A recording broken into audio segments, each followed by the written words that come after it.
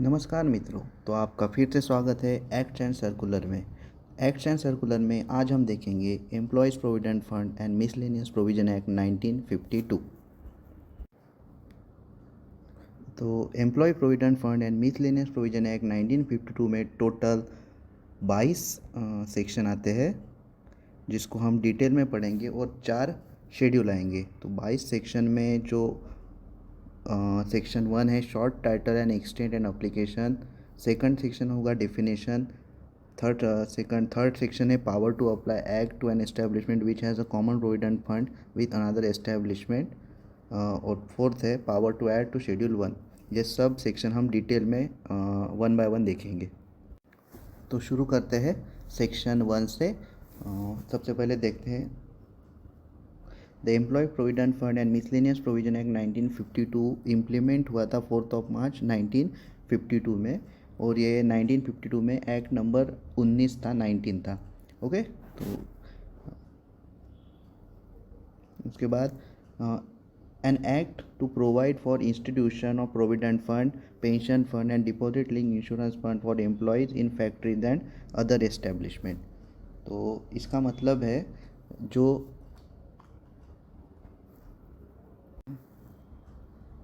तो इसका मतलब है जो एक्ट जो प्रोवाइड करता है social security to the employees in working in a factories and other establishment, जो सोशल सिक्योरिटीज़ प्रोवाइडेड करता है such as pension fund, provident fund and deposit link insurance fund, pension fund, deposit link insurance fund and provident fund. तो provident fund जो है वो retirement के बाद जो सेविंग जमा होती है, जो कि एम्प्लॉय एंड एम्प्लॉयर दोनों भी कंट्रीब्यूट करते हैं, वो फंड यानी प्रोविडेंट फंड। पेंशन फंड मतलब pension scheme that provide monthly pension benefit after superannuation, या फिर सर्टन क्राइटेरिया है पेंशन के लिए, वो आते हैं। और उसके बाद डिपॉजिट लिंक इंश्योरेंस फंड यानी कि अगर किसी दुर्घटना में अगर किसी एम्प्लॉय का अगर कोई डेथ हो जाती है, तो उसके बाद उसकी जो फैमिली रहेगी उसको जो प्रोवाइड करते हैं फाइनेंशियल बेनिफिट, उसे हम EDLI या फिर employ deposit link insurance scheme कहते हैं। इसके बाद हम देखेंगे सेक्शन 1। सेक्शन 1 है a short title, extent and application. तो इसमें लिखा है this act may be called employ provident fund and miscellaneous provision act 1952। ये तो हमने देखा ही है। इसके बाद सेकंड पॉइंट इसका लिखा है it extend to the whole of India. ये जो एक्ट हुए employ provident fund and miscellaneous provision act 1952, ये ऑल ओवर इंडिया लागू होता है। ये लिखा है यहाँ पे थर्ड पॉइंट लिखा है subject to the provision content in section 16 it implies to every establishment, इसमें ए पॉइंट है, to every establishment which is a factory engage in any industry specified in schedule 1 and in which 20 or more person are employed. और इसी में second point है to any other establishment employing 20 or more person or class of such establishment which the central government may be notification in the official gazette specify in this behalf। Okay, तो इसको आप easy भाषा में ऐसे समझ सकते हैं कि ये एक्ट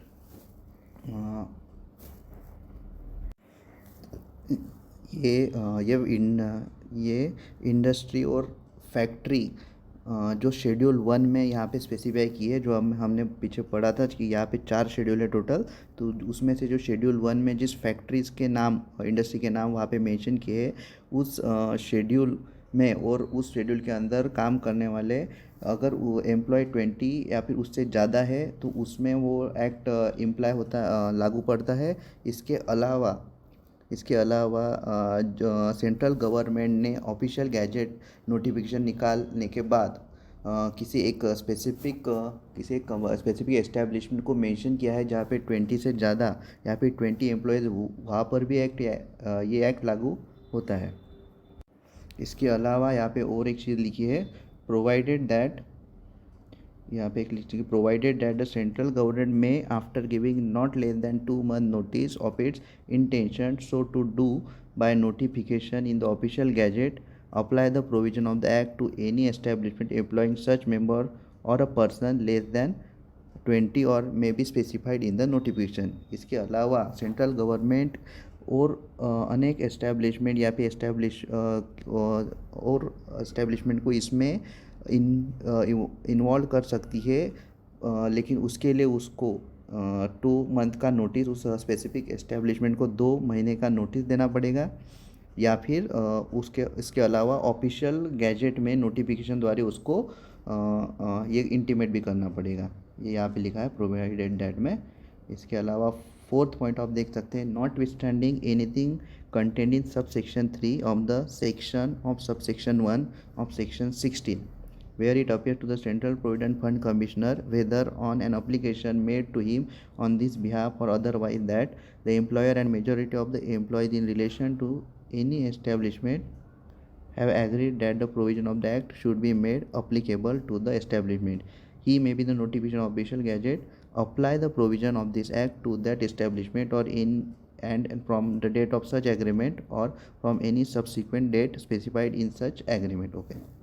तो ये पूरी चीज़ ये कहना चाहती है कि इसके अलावा जिसमें जो एस्टेब्लिशमेंट में 20 मेंबर्स है, या फिर सेंट्रल गवर्नमेंट ने नोटिफिकेशन निकालने के बाद जो एस्टेब्लिशमेंट है वो एक्ट में आएगी। इसके अलावा भी अगर कोई एस्टेब्लिशमेंट ऐसी है जो इस एक्ट के अंतर्गत नहीं आती है, लेकिन वो सेंट्रल प्रोविडेंट फंड कमिश्नर को एप्लीकेशन करके उस एक्ट के इन्वॉल्वमेंट को अप्लाई कर सकती है, उसके बाद central government official gazette notification निकाल के उस कंपनी को इस एक्ट के अंदर ला सकती है, जो कि है EPF एक्ट 1952।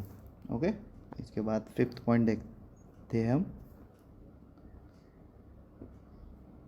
तो 5th पॉइंट में लिखा है, an establishment to which this act applies shall continue to be governed by this act, notwithstanding that the number of person employed with therein in any time falls below the 20।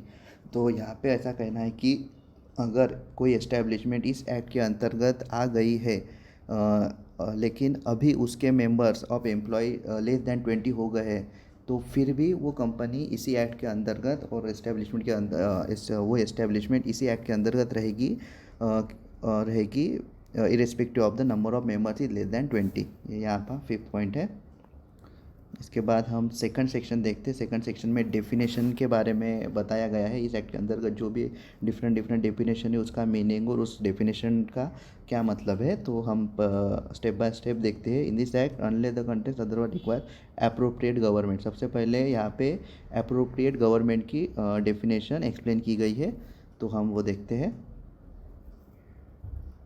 तो appropriate government की definition के लिए यहाँ पे लिखा है 1st और 2nd point. तो यहाँ पे लिखा है, in relation to an establishment belonging to or under the control of the central government or in relation to an establishment connected with the railway company, major port, a mine on an oil field or a control industry, or in relation to an establishment having requirement of branches more than one state, is called the central government। okay। तो appropriate government में इन्होंने explain किया है कि जो भी establishment काम करती है सेंट्रल गवर्नमेंट के रेलवे कंपनी के अंतर्गत, मेजर पोर्ट हो गए, रेलवे कंपनी हो गई, मेजर पोर्ट हो गए, माइन फील्ड हो गया, ऑयल फील्ड हो गया, या फिर कंट्रोल इंडस्ट्री हो गया। इसके अलावा ऐसी एस्टेब्लिशमेंट जो कि मोर देन वन स्टेट के अंदर काम करती है, वो जो है वो सेंट्रल गवर्नमेंट के अंदर आएंगे, वो सेंट्रल गवर्नमेंट के अंदर आएगी। इसके अलावा in relation to any other establishment, इसके अलावा जो भी इंडस्ट्री या एस्टेब्लिशमेंट है वो स्टेट गवर्नमेंट में आएंगे। ठीक है, तो ये हो गया सेंट्रल गवर्नमेंट। इसके बाद हम सेकंड पॉइंट देखते हैं, ऑथराइज ऑफिसर। ऑथराइज ऑफिसर की डेफिनेशन यहाँ पे लिखी है, central provident fund commissioner. Central provident authorise officer कौन रहेगा, तो सेंट्रल प्रोविडेंट फंड कमिश्नर। इसके अलावा additional central provident fund commissioner, इसके अलावा deputy provident fund commissioner, regional provident fund commissioner and such other officer has may be authorise by central government by the notification. इसके अलावा central government notification के द्वारा किसी और ऑफिसर को appoint करेगा, वो ऑथराइज ऑफिसर रहेगा। ठीक है, इसके बाद हम देखते हैं बेसिक वेजेस की डेफिनेशन। बेसिक वेजेस का डेफिनेशन यहाँ पे लिखा है, basic wages means all enrolment which are earned by the employ which on duty और on leave or on holiday with wages is in either case in accordance with the terms of the contract of employment and which are paid or payable in cash to him but does not include cash value of any food concession नहीं होगा उसमें, any dearness allowances, that is to say all cash payment by whenever name called paid to an employee on account of rise in the cost of living, house rent allowances, overtime allowances, bonus commission or any other similar allowances payable to the employee in respect of his employment or it work done in such employment. और third point यहाँ पे लिखा है any present made by the employer. Okay, तो यहाँ पे लिखा है बेसिक वेज की डेफिनेशन हम एकदम सिंपल भाषा में देखें तो एम्प्लॉय को at the time of employment जो कॉन्ट्रैक्ट के वक्त में उसको जो कैश पे जो पेमेंट होगा, पे मतलब जो भी उसको भत्ता मिलेगा उसको हम बेसिक वेजेस कहेंगे, जो कि लीव वगैरह सब गिन के होगा. लेकिन इसके अलावा यहाँ पे और एक मेंशन किया है कि बेसिक वेजेस में फूड अलाउंसेस इंक्लूड नहीं होगा, डियरनेस अलाउंसेस इंक्लूड नहीं होगा, house rent allowances, over time allowances, bonus commission, ये इस किसी तरह का कुछ भी इसमें इंक्लूड नहीं होगा. सिर्फ और सिर्फ जो कॉन्ट्रैक्ट में जो बेसिक पे भत्ता या फिर जो कि इंक्लूड किया है वही वो रहेगा. उसमें फिर बेसिक वेजेस में वो ऐड करके उसकी इन हैंड ग्रॉस ये जो होता है ग्रॉस सैलरी बनती है. उसके बाद उसमें इनकम टैक्स या फिर कोई कंट्रीब्यूशन जो है डिडक्शन होता है जो कि इन हैंड सैलरी होती है. ये तो बात की बात है, मैंने आप सब बता दिया सिर्फ. इसके बाद हम देखते हैं थर्ड डेफिनेशन जो कि है कंट्रीब्यूशन की.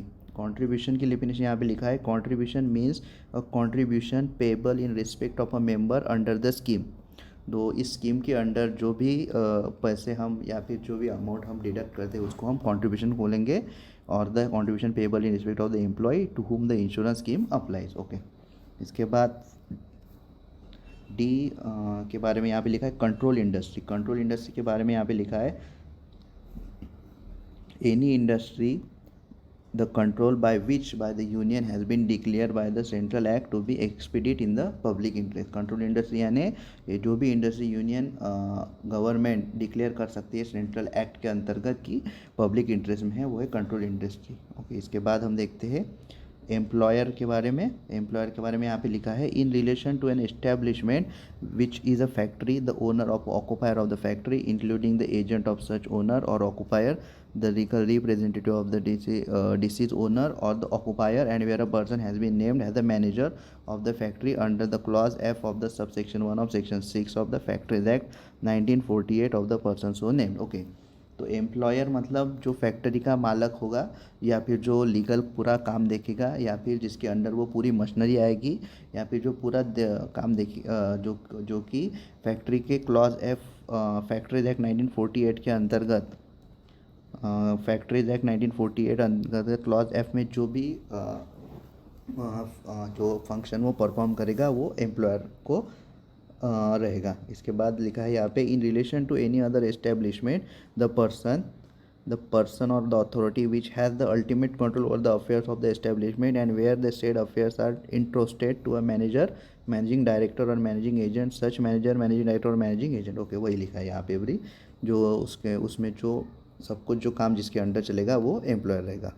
इसके बाद लिखा है एम्प्लॉयज़. एम्प्लॉयज़ की डेफिनेशन देखते हैं. Employees means any person who is employed for wage in any kind of work manual or otherwise or in the connection with the work of an establishment and who gets his wage directly or indirectly from the employer. Okay, employee मतलब जो वो person रहेगा जो वहाँ पे काम करेगा, वो मैनुअल रहेगा या फिर दूसरा किसी भी तरह का, और उसके लिए उसको जो पेमेंट मिलेगा, जो वेजेस मिलेगा directly or indirectly from the employer, वो रहेगा एम्प्लॉय. ओके, इसके बाद एम्प्लॉयड बाय और थ्रू अ कॉन्ट्रैक्टर और in the connection with the work of the establishment, जो कि एस्टेब्लिशमेंट के अंडर काम करेगा जिसके लिए उसको पैसा मिलेगा, वो एम्प्लॉय रहेगा. ठीक है, इसके बाद हम देखते हैं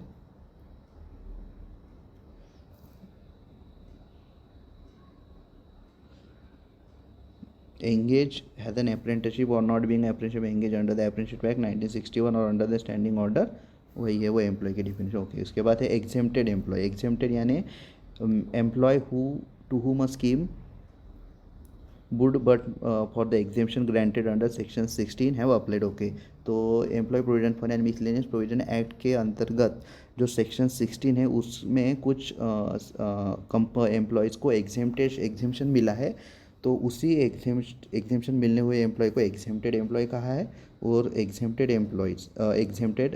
एस्टेब्लिशमेंट को उस एग्जेम्प्टेड एस्टेब्लिशमेंट। उसके बाद सेकंड है exempted establishment in respect of which an exemption has been granted under section 17 of the from the operation of all or any other provision of any scheme, whether such exemption has been granted to the as such or exemption। Okay, तो section 17 के अंतर्गत EPF act 1952 में अगर किसी employ को exempted दिया है तो वो एग्जेम्प्टेड एम्प्लॉय रहेगा, और किसी एस्टेब्लिशमेंट को एग्जेम्पशन दिया है तो एग्जेम्प्टेड एस्टेब्लिशमेंट रहेगा।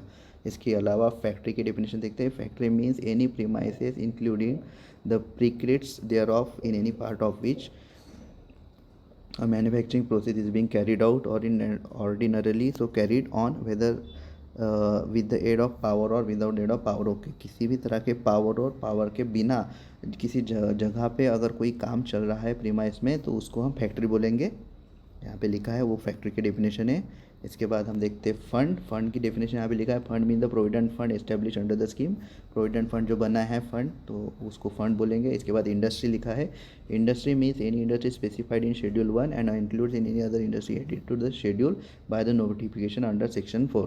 तो शेड्यूल 1 में जो भी इंडस्ट्री लिखा है वो इंडस्ट्री लिस्ट ऑफ इंडस्ट्री रहेंगे तो हम उसी इंडस्ट्री करेंगे। उसके बाद उसमें इंडस्ट्री में 1A 1B और 1C I1 IA IB IC लिखा है। यहाँ पे लिखा है इंश्योरेंस फंड। इंश्योरेंस फंड में लिखा है तो इंश्योरेंस फंड यानी deposit link insurance fund establishment under sub section 2 of section 6C, ये बाद में देखेंगे हम। इसके बाद डिपॉजिट इसके बाद insurance scheme mean employ deposit link insurance scheme frame under the sub section 1 of section 6C। इसके बाद लिखा है manufacturer or manufacturing processes means any process for making altering repairing ornamenting finishing packing oiling washing cleaning breaking up demolishing or otherwise treating adopting any article or substance with a view to its use sale transport and delivery or disposal. Manufacturing यानी process है, different type of process है यहाँ पे explain किया है जो कि है मेकिंग अल्टरिंग, तो इसको हम मैन्युफैक्चरिंग और मैन्युफैक्चरिंग प्रोसेस कहेंगे। इसके अलावा यहाँ पे डिफरेंट और है मेंबर की डेफिनेशन यहाँ पे लिखी है। मेंबर मीन्स मेंबर जो कि इस फंड के अंडर इंक्लूड है उसको मेंबर कहेंगे। इसके बाद occupier of a factory mean the person who has ultimate control, जिसका पूरा कंट्रोल रहेगा over the affairs of the factory के अंदर, which are said affairs interested managing agent such as agent shall be deem to be occupier of the factory रहेगा। उसके अलावा यहाँ पे लिखा है pension fund mean employ pension fund. Pension fund यानी employees pension fund establish under sub section 2 of the section 6A। Pension scheme के बारे में यहाँ लिखा है employees pension scheme frame under the sub section 1 of section 6A और prescribed means prescribe by the rules under this act. Okay, इसके अलावा हम देखते हैं हाँ रिकवरी ऑफिसर इंपॉर्टेंट है। Means any officer of the central government state government or the board of trustee constituted under section 5A who may be authorized by the central government or by the notification in the official gazette to exercise the power of recovery officer under this act। Okay, recovery officer वो officer रहेगा जो कि central government appoint करेगा, state government या फिर board of trustee बनाएंगे under section 5A के अंतर्गत may be author central government, और जो कि सेंट्रल गवर्नमेंट बाय द किंवा central government by the notification official gazette में उसका नोटिफिकेशन करेंगे, तो वो रहेगा रिकवरी ऑफिसर। इसके अलावा देखते हैं स्कीम फिर से means employ provident scheme frame under section 5 है, वही है वो। ओके, उसके बाद ये सुपर एनुएशन एक इंपॉर्टेंट टर्म है, ये टर्म हमको पता रहेगा। इसके बाद superannuation in relation to the employ who is member of the pension scheme means the attainment by the said employees of the age of 58 years। Okay, तो super एनुएशन एक pension scheme से related term है। Pension यानी कि ऐसा जो भी member है जो 58 ईयर्स कंप्लीट होने के बाद पेंशन बेनिफिट के लिए एलिजिबल रहता है। पेंशन बेनिफिट अदर वो भी डिफरेंट क्राइटेरिया जैसे मिनिमम 10 ईयर सर्विस या फिर 58 ईयर्स, ऐसे बहुत है। लेकिन सुपर एनुएशन यानी आप एक सिंपल टर्म में ध्यान रख सकते हैं कि ऐसा मेंबर जो 58 ईयर्स कंप्लीट होने के बाद जो क्राइटेरिया में इन्वॉल्व होता है वो सुपर एनुएशन होता है। ओके, ट्रिब्यूनल यानी industrial tribunal referred in section 7D में इसके बारे में लिखा है। ट्रिब्यूनल यानी कि वो what are the types and so on, तो हम सेक्शन 7D में देखेंगे। इसके बाद सेक्शन 2A हम देखते हैं, लिखा है establishment to include all departments and branches. Establishment to include all department and branches for the removal of doubt it is hereby declare that where an establishment consists of different department or has branches, whether statue in the same place or in the different place, all such department or branches shall be treated as a part of the same establishment। ठीक है, यहाँ पे लिखा है different establishment के different branches और department कौन से रहेंगे वो पूरा एक्सप्लेन करेंगे बाद में। ठीक है, तो ये हम हुआ सेक्शन 1 और सेक्शन 2 हमने पूरा पढ़ लिया, कुछ इसमें ज़्यादा नहीं था, तो जो भी था हमने देख लिया। इसके बाद हम सेक्शन 3 पढ़ेंगे नेक्स्ट पार्ट में। Thank you.